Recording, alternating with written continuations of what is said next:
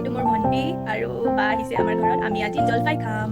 আমাৰ এগাল জলফাই লাগিছে আৰু আমি ভাবিছোঁ জলফাইকে পাৰিম আৰু নিমখ জলকীয়া লগাই ঠিকছে খাম।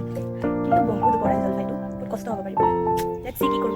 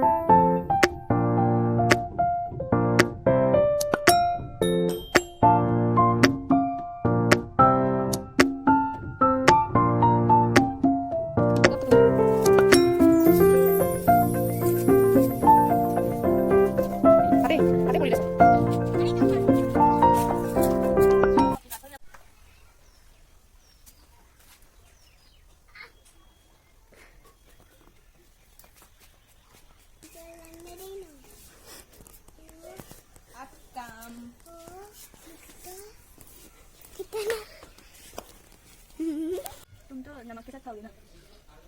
हाय পাৰিলো জলফাই যেনে তেনে পাৰিলো। বহুত ওখ অৱস্থাত আছে একদম যেনে তেনে পাৰিলো। আৰু আমাৰ এইটো পাত আছিলে কাকু পাত ইয়াতে নিমখ জলকীয়া কি দিম हमारी तो ड्रोन कैमरा अरे देखो एक चम्मच का ये देखिए मेरा बहन बताबो वो खाम डांगर डांगर गुड ना खाने बोले ये है देखो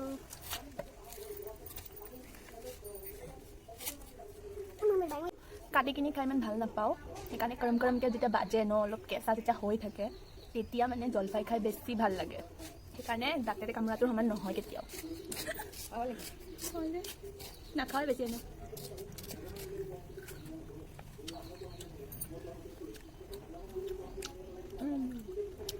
কাটি কাটি খোৱাটো দাঁতটো টেঙাই গৈ মই হালতে স্কুলত কেনেকৈ কৰোঁ। আমি স্কুলত আমি এই গুটিৰ ভিতৰত এটা বাদাম নিচিনা থাকে বুলি কয় এনেকৈ উঠিলে যে দিয়াত নিচিনা অঁ সেইকাৰণে আমাৰ লগৰকেইটা চবে মানে গুটি খাই পেলাই একদম ভাঙি গুটি লৈ ভাঙোঁ আৰু বাদাম নিচিনা থাকে গুটি সেইটো খাওঁ।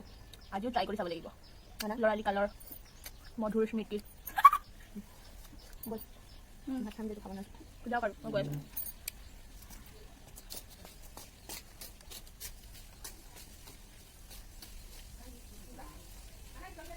অঁ চবেই ভাত খাব যাব ওলাইছে এতিয়া কিন্তু মোৰ এইটো এৰি যাব মন যোৱা নাই। ইমান টেষ্টি লাগিছে খাই।